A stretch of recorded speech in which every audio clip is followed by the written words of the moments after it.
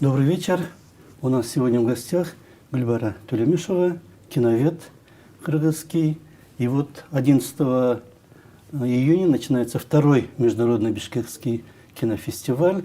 Вы были в отборочной комиссии, да? Вот, и будете модератором на фестивале. Как это готовится? Вот в прошлом году в ноябре был фестиваль, а всего полгода прошло, и вот теперь второй. Вот. Теперь всегда летом будет или как? Ну, по информации от организаторов фестиваля, да, вот в это время каждый год будет проводиться. Я хочу сказать, что команда фестиваля очень молодая. Вот, если можно так сказать, я самая старшая у них. Вы знаете, это новое поколение, да, это молодежь, которая... У нас же несколько вузов, где готовят специалистов для киноиндустрии. И американский университет, кыргызско-турецкий университет. И вот они закончили, может, в прошлом году, может, в этом году, да, в основном, вот ребята молодые, и молодой исполнительный директор, тоже выпускник кыргызско-турецкого университета, но он несколько лет назад закончил Арген. И как бы над ними наш молодой директор департамента кинематографии Акжол Бекболотов, он тоже закончил Кыргызско-турецкий университет, ну, где-то больше 15 лет назад. И они люди, которые знают языки, да, там, английский, турецкий, киргизский, русский. И они спокойно ведут эту переписку, потому что 70 гостей, которые официально были приглашены. И сейчас еще люди, когда вот идет молва, уже идет информация, люди узнают, киношники из разных стран, они звонят, мы готовы приехать за свой счет. Вот просто имейте в виду, популярным становится да, фестиваль. и вот буквально вчера вечером азербайджанский режиссер Руфат Гасанов мне позвонил, говорит, я хочу приехать за свой счет. Это же очень хорошо. Вот. И ребята работают днем и ночью. А сейчас уже первые гости приехали, например, Жорж Шамшун, который будет председателем жюри конкурса фильмов Центральной Азии. Это директор Лос-Анджелесского фестиваля азиатского кино, который учредил Садык Чернияз. Вот. И ну, подъезжают уже гости, я думаю, к вечеру еще больше будет. Завтра открытие в 6 часов в филармонии. Вот. И потом начнутся, значит, работа фестиваля на нескольких площадках. Там международный конкурс мы показываем в кинотеатре ЦУМ, и 2 показа у нас будут в Бродвее. Конкурс Центральной Азия Молл, да? Да, конкурс Центральной Азии полностью в кинотеатре Бродвей. Также у нас несколько мастер-классов очень интересных. Например, у нас девушка одна из Вьетнама, ну, там всегда трудно определить, сколько ей лет, но так как она всемирно известный кинооператор, и она член жюри конкурса Центральной Азии, она проведет мастер-класс, типа «Я девушка, но я кинооператор», да. Ну, в принципе, мы знаем, да, вот я знаю, что и в Авгике, в России очень много девушек поступает на операторский факультет. И сейчас я вижу среди молодых наших киргизских студенток киновузов, там тоже есть девушки-операторы, да, и вот посмотрим. Потом... Обычно считается мужская профессия. Да, но сейчас уже немножко они как бы облегченные уже оборудование. Технологии. Не такое, как в советское время, когда очень много килограммов все это камеры весили. Будут мастер-классы по дубляжу, да, вот как точно дублировать, потому что в Советском Союзе была прекрасная школа дубляжа, да, и у нас... Чтобы совпадали да, группы. Как точно. Это колечко, да, называлось? Да, вот. И, значит, будет второй раз проведен питчинг проектов Центральной Азии, где тоже международное авторитетное жюри выберет лучшие проекты. И в этом году у нас гостевая страна — это Иран. Мы все знаем, что в Иране, ну, это прекрасный кинематограф, и они были лауреатами Оскара, Каннского фестиваля. И у них будет, значит, в рамках фестиваля проведена неделя фильмов Ирана. И кроме этого, председателем жюри международного конкурса тоже будет иранский режиссер, продюсер, сценарист. Вот. И вообще фестиваль как бы в этом году он посвящается столетию, да, образования Каракыргызской автономной области. И вот, значит, будет ретроспективная программа, посвященная, да, годам становления советской власти в Кыргызстане. Может быть, какое-то осмысление. Это 3 художественных фильма: «Трудная переправа», «Уркуя, поклонись огню», «Первый учитель» и вообще выдающаяся документальная полнометражная работа Валерия Виленского, Константина Розалиева «Айлампа. Мир на кругах своя», которая, значит, с участием Чингиза Айтматова, потому что он читает закадровый текст. Это фильм был снят к его 60-летнему юбилею в 1988 году, но это время, да, гласность, перестройка, и уже по всему Советскому Союзу, да, были открыты многие архивы, советские граждане узнавали, открывали для себя какие-то нелицеприятные стороны советской действительности. Вот эти вторая половина 30-х годов, когда лучший цвет, да, нации, в том числе кыргызская нация, был репрессирован, уничтожен. И вот об этом размышляет Чингиз Айтматов в фильме «Алампа». Это, ну, тоже будет в одном из залов в кинотеатре ЦУМ. Угу. Получается, два конкурса, да? Да, два конкурса. Центральноазиатский да, конкурс и фильмов в Центральной Азии и международный. Конкурс фильмов. Потому что, кто помнит, да, наши зрители, в прошлом году у нас был национальный конкурс и международный конкурс. А в этом году немножко мы трансформировали, было принято решение, значит, уже провести центральноазиатский конкурс. 11 фильмов, 5 кыргызских фильмов. «Белек» Дальмиры Телебергеновой, нашумевший фильм Руслана Куна, да, «Рай у ног моей матери», «Бошон Тумай». Вот сейчас, если вы по Фейсбуку видите, много тоже призов получает Джилкачи Чумчик, «Горная Трясогузка» Бегалы Нургузу. Он тоже участвует, да? Да, он тоже в конкурсе. И национальная премьера будет, все ждут с нетерпением, полнометражный дебют Тынчтыка Абулкасымова, фильм «Эррор 404». Это 5 кыргызских фильмов. И, значит, 2 фильма из Казахстана. Шарипа Уразбаева, фильм «Тюль», как она говорит, можно перевести «Ментальное одиночество», фильм Асхата Кучинчерекова «Баурына Салу». Но Асхата Кучинчерекова мы все знаем по фильмам Дворцевого, он артист был, да, в «Тюльпане» снимался. И вот это полнометражный дебют, очень интересная картина. 2 картины из Узбекистана, «Рейс 101» и «Узбечка», да, и 1 картина из Туркменистана, 1 картина из Таджикистана, «Дорога» из Таджикистана и «Дерево судьбы» из Туркменистана. И вообще сейчас удивляются, но вот у них новый молодой тоже президент в Туркменистане, и вот когда он пришел к власти, немножко двери открылись, и потому что мы все годы, да, вот весь 21 век на разные фестивали пытались хотя бы дозвониться туда, в кино, в Туркменистан, узнать, что там происходит, что они снимают.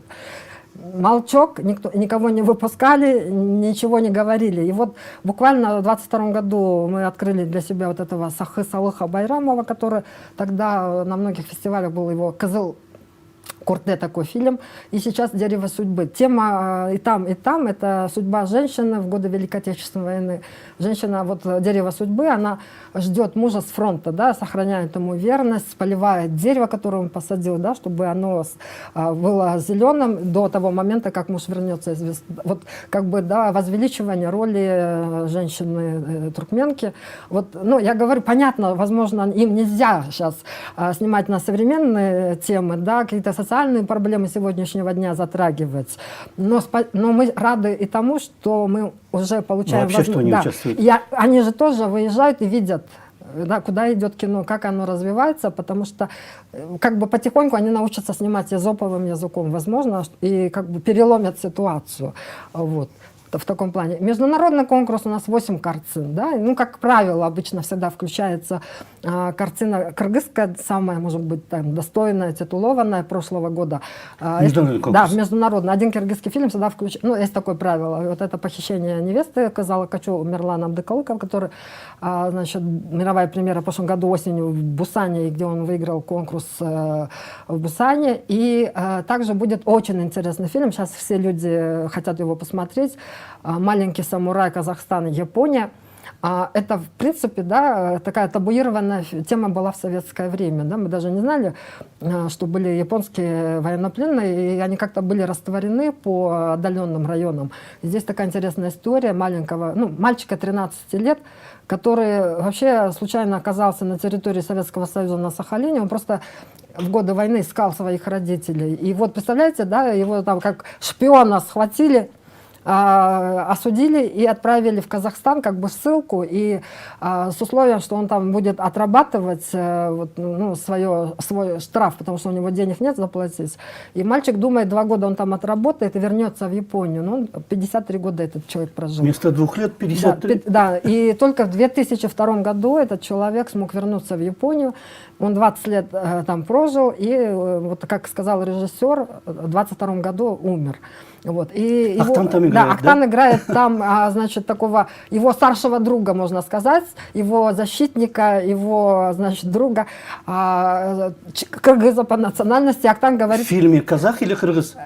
Киргиза он играет и говорит по-казахски Ахтан, потому что режиссер Сано-сан, он говорил: Ахтан, вот ты лучше всего подходишь на роль этого киргиза. Ибра его зовут, это рыбак. Это человек, потому что, ну, у этого мальчика какая-то там бумажка, справка была, где как бы объясняется, кто он такой, что он там шпион японский, все такое прочее.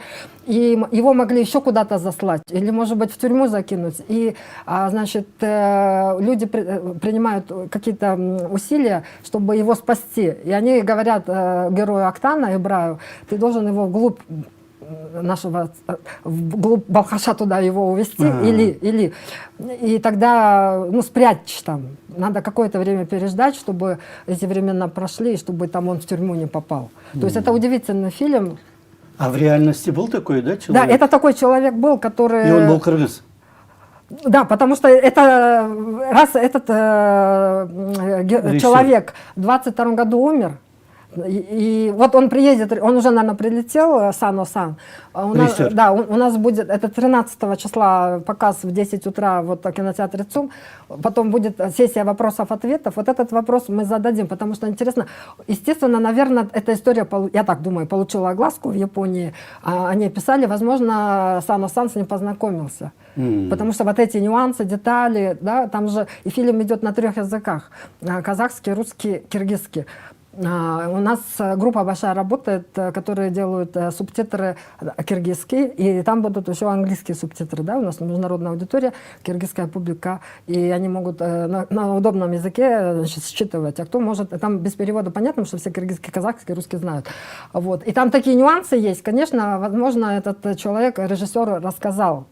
Потому что там, ну, очень такие детали, нюансы, которые, ну, просто так он бы в японской голове своей не представил бы, что в глубинке казахской, я не знаю, там, много лет назад. Да. Интересно. Вот. Иранские какие будут фильмы? Иранские у нас 4 фильма на неделе иранского кино.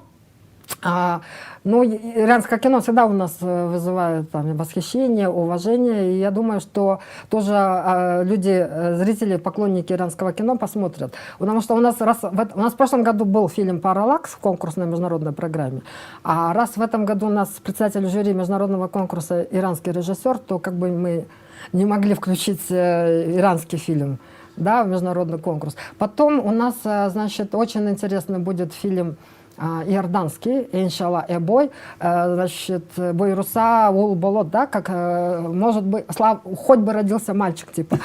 Ну, это такая, значит, это трагическая история, да. Вот жила семья, муж, жена и девочка там 7-8 лет, как бы живут себе и живут, и неожиданно муж умирает. И по их законам, да, оказывается, что если у нее нету сына, да, у них дочка, то вот это, у нее никаких имущественных прав нет, не остается. Она вдова с дочкой, и семья мужа имеет право, значит, забрать ее жилплощадь, и вообще остаться, она без средств к существованию может остаться, никого как бы это не волнует. Вот. И она придумывает, что она говорит, что он умер, но я успела забеременеть при его жизни. Вот. И там проводятся анализы, все такое прочее. Подтверждается, что она беременна, и брат ей говорит, я поговорил с братом твоего мужа, он сказал, 9 месяцев он тебя не будет трогать, ты можешь жить в этом доме. А там уже как Бог положит, да? Если будет мальчик, она останется в этом доме. А если девочка, то они ее попросят. Это очень такая трагическая история, иншалла эбой. Вот. Потом у нас еще интересная картина, значит, там тоже такое совместное производство. Хорватия, Босния, Герцеговина, Австрия, Bosnian pot. Я как бы переводила боснийский горшок, такое блюдо же есть. Значит, официально они перевели как боснийский котел. Да? Это вот еще беженцы 90-х годов, когда на территории Югославии, да, были войны, и многие люди мигрировали в соседние европейские государства. И вот там история одного, он писатель, журналист и драматург. И, ну, это как бы он в Боснии такой был, значит, представитель интеллектуальной элиты, а здесь в Австрии он как бы маленький человек с нестабильным экономическим положением. Да? И вот у него кончается время пребывания на территории Австрии, и он не хочет, конечно, возвращаться в Боснию, и он в миграционный центр постоянно ходит, они говорят, ну что, вот смотрите, сидят все эти, да, из арабских, из африканских стран, люди ждут, когда мы им продлим пребывание на территории Австрии, а вы же Босния, это же Европа, сейчас там войны нету, жизнь хорошая, почему вы не хотите? Но он хочет остаться. И он, так как драматург, у него, он, естественно, в стол пишет, и вот у него одна пьеса, она заинтересовывает, значит, режиссера одной маленькой театральной труппы. И хозяина этой труппы, и они начинают репетировать. Да? И вот если спектакль будет успешным, естественно, у него как бы уже реноме улучшится, и у него много шансов остаться на территории Австрии. Вот такой интересный тоже фильм «Боснийский котел». Потом очень интересная картина Шамбала. Это из Непала картина. Да? Это не Артек Свиндуков? Нет, Артек Свиндуков, Шамбала был в прошлом Шамбала. году. Шамбала, да? Вот. Это картина, значит, непальского режиссера о жизни тибетцев на территории Непала. Но мы знаем, после того, как, значит, в середине 20 века тибетцев многие лишились как бы, да, своих прав на территории Тибета в КНР. Далай-лама в изгнании был. Да, на территории Индии сейчас Далай-лама находится, там на севере Индии им выделили территорию, там есть резиденция Далай-лама, и тоже в Непале. Вот, и там история тоже такая драматическая история, взаимоотношения мужа и жены, так скажем. Потому что он уехал, значит, с караванщиками, и пока он там путешествует с торговцами, кто-то ему донесли, что вот она беременна, но типа, наверное, не от тебя, а там вот от какого-то там учителя. И он говорит, все, я к ней не вернусь. И вот она пускается за ним, значит, в путешествие, чтобы его найти и уговорить вернуться. Вот такая вот история, что я тебе верна, как же так, вот тебе наговорили про меня. Ну, там очень хорошая, изумительная операторская работа, потому что оператор, известный казахский оператор Азиз Джамбакиев. Вот, и эта картина в этом году мировая премьера была в Берлине. Шамбала, да, и вообще вот наши картины, они были из разных престижных европейских кинофестивалей. Но самая такая изюминка, да, вишенка на торте, это мировая премьера в международном конкурсе, есть якутская картина. Ну, как мы говорим, Саха, производство Саха-фильм, «Легенда вечных снегов». Режиссер Алексей Романов, он в 80-е годы учился в ВГИКе, он считается первый профессиональный якутский режиссер. Вот, уникальная, тоже мощная по изображению, по содержанию картина, там тоже такая трагическая ситуация, там не только якуты, но там и эвенки, да, и вот как, значит, девушку из якутской семьи приезжают сваты, сватают для своего хозяина. И как бы она соглашается, не видя подвоха. Потом она постепенно узнает, что, оказывается, это старый человек, да, и вот она предпринимает попытки сбежать. Ну, вот приходите, смотрите, это будет Бродвей. Вот, по программе посмотрите. И я всех предупреждаю, в принципе, вход свободный. Да? Ну, как говорят организаторы, нужно зарегистрироваться на Ticket.kg. Это просто вот, для учета, да, сколько, значит, зрителей будут посещать мероприятия фестиваля. Вот. В двух местах, получается, Бродвей и ЦУМ, да? Да, ЦУМ и Бродвей Азия Молл. И вот мастер-классы, питчинги, это тоже это Новотель, да? Новотель. И еще у нас же есть специальные почетные гости, да? Ну, во-первых, это, значит, российская актриса киргизского происхождения Джаныл Асамбекова. Она вот профессиональная актриса, она закончила Щепкинское училище, практически, наверное, без малого 30 лет назад. Она осталась в Москве. И ну, мы ее все знаем, узнали с вами все несколько лет назад, когда прозвучала ее героиня Айнура из сериала «Кухня» российского. И у нее много вот ролей в разных сериалах. Вот она приедет, значит, как почетный гость. И еще вот я слышала, да, вот она приедет, может быть, познакомимся. Изабелла Музурбаева, она тоже киргизская по происхождению, но она в Турции в проектах задействована, она молодая актриса. И приедет еще и, значит, молодые казахские актеры вот, из ТикТока.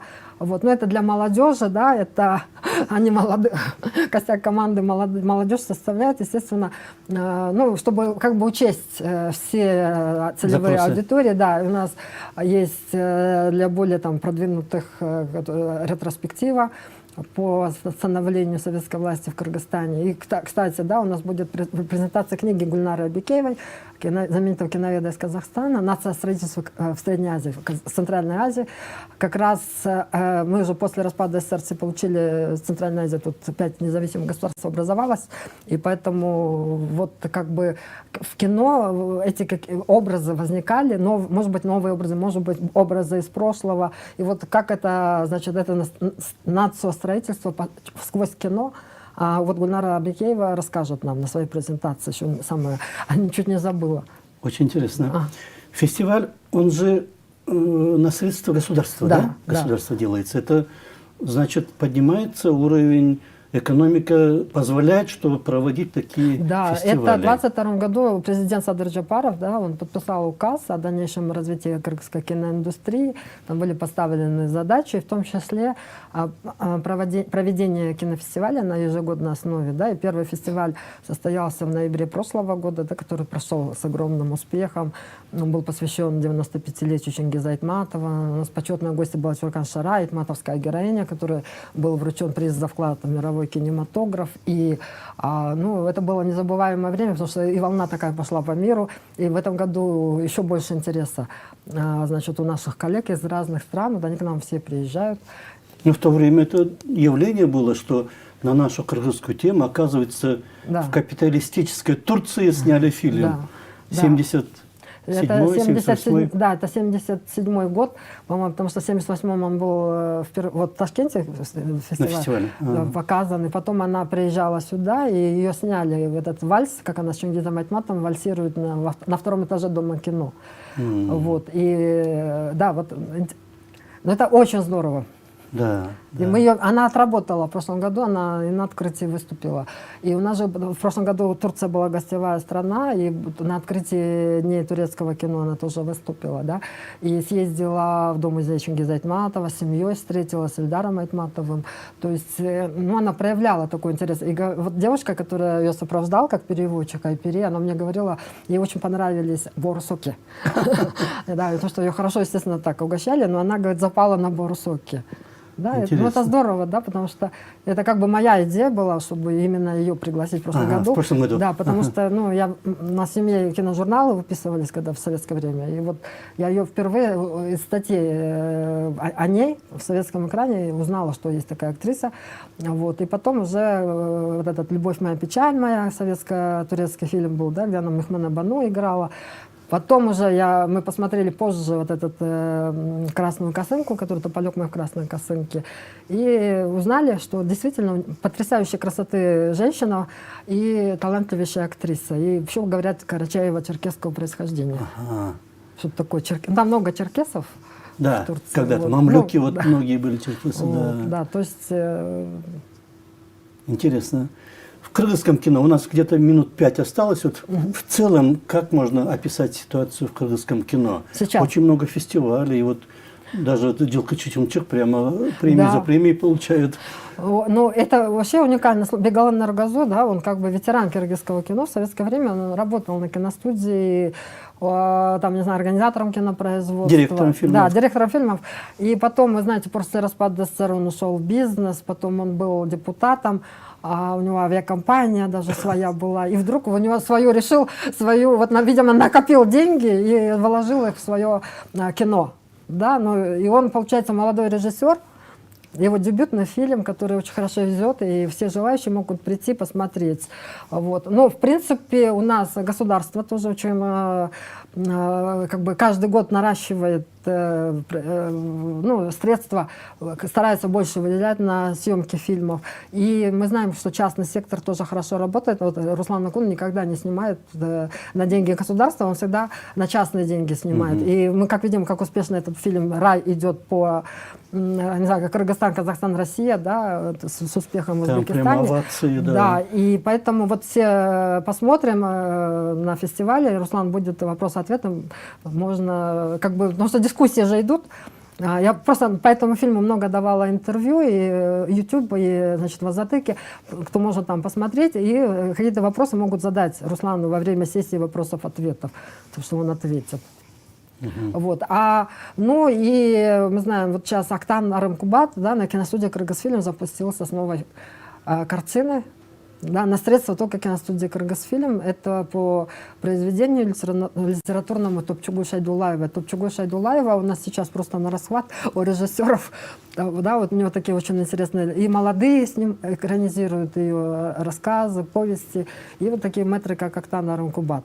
Там тоже Он на еще юге. актером становится, да? Да, ну он у своей трилогии снялся. И у нас сейчас еще вот молодые же режиссеры, да, вот этот Тынчтык Абулкасымов, он вообще же давнишний, он где-то, ну, почти 20 лет назад уже закончил. Он как актер работал, как организатор кинопроизводства, короткометражки много снял.